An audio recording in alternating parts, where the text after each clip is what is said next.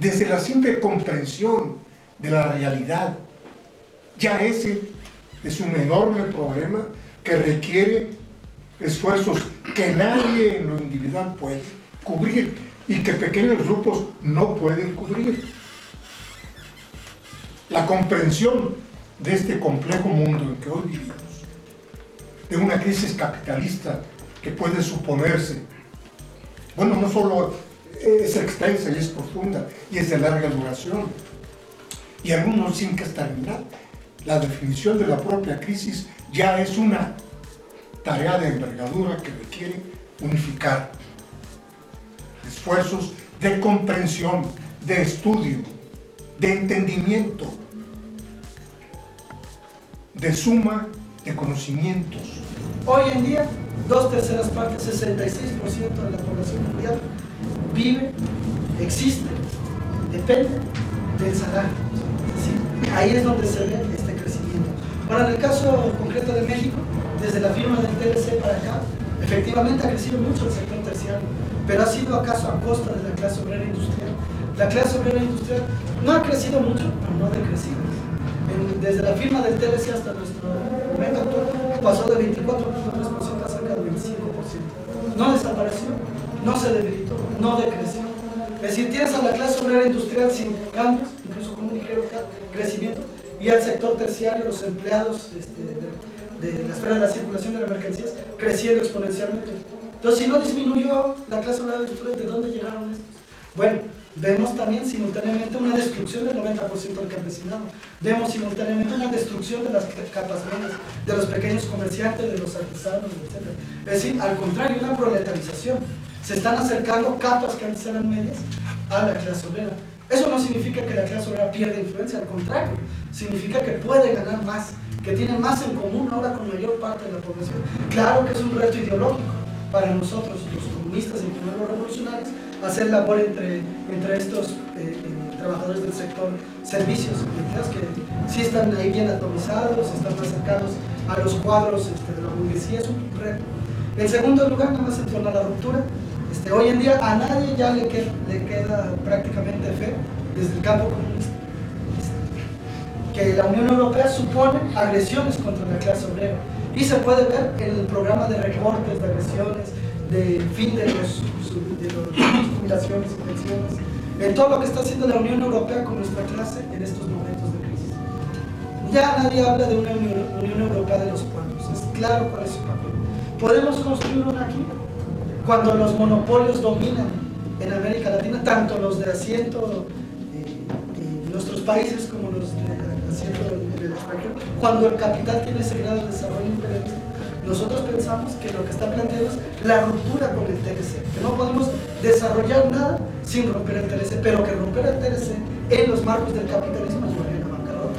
Es necesario plantear la ruptura del TLC junto con la socialización de los medios de producción concentrados y centralizados. Es decir, hoy en día plantear la cuestión de las rupturas de las alianzas internacionales intermonopólicas significa plantear la cuestión del socialismo, plantear la cuestión del poder obrero y de la economía, del poder popular y la economía popular.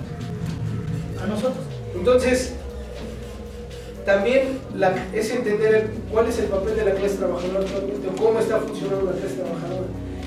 Entonces vemos nosotros que la reestructuración del capital ha generado una nueva conformación de la clase trabajadora. Los procesos productivos han sido desarticulados en muchos casos gracias a las nuevas tecnologías.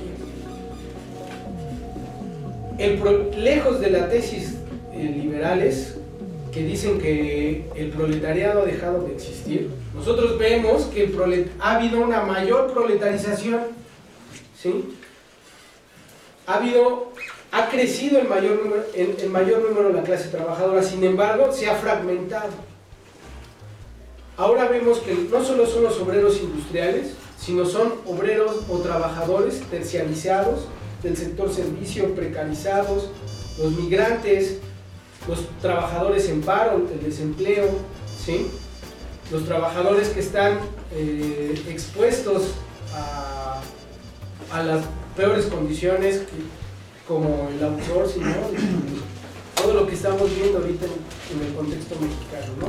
Entonces, el actual estadio del capital da una nueva configuración a la clase trabajadora, una nueva morfología, una nueva forma de ser, y que nosotros, las organizaciones, debemos de entender para poder articular intereses de clase. No, yo lo planteo ahora, donde estamos lejos de una situación revolucionaria. ¿Por qué? Porque creo que condiciones objetivas hay.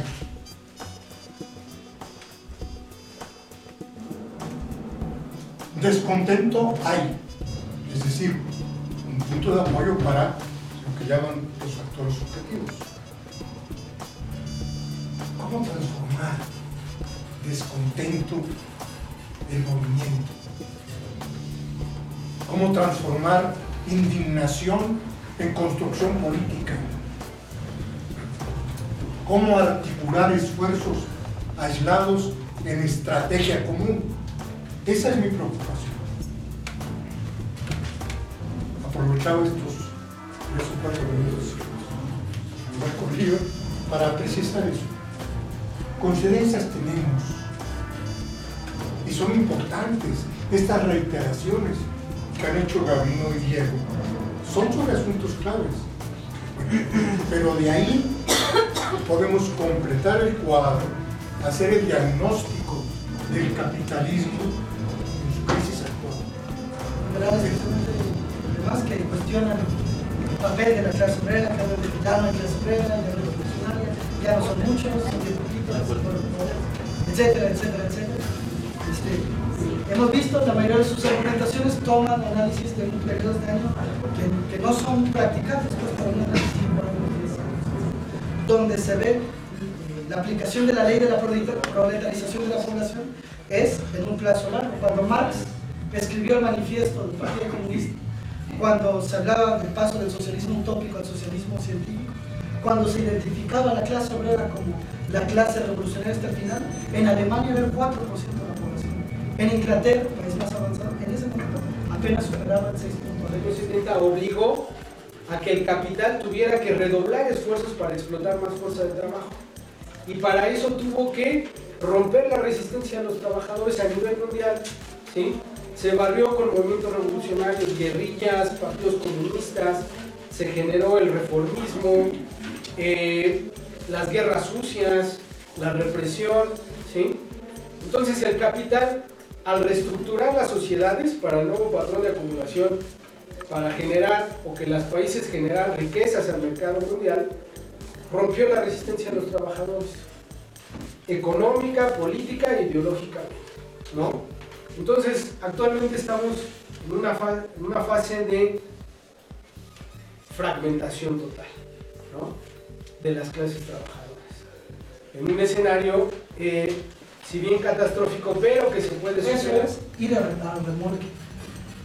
La explicación de la crisis, la explicación del papel del Estado, la explicación del desarrollo del capitalismo actual, la explicación del papel que juegan los monopolios, nos ayudan a entender que el papel de la clase obrera es confrontar a los monopolios por sus intereses, es llegar a la ruptura con el sistema capitalista, es llegar a plantear su propio poder y su propia salida.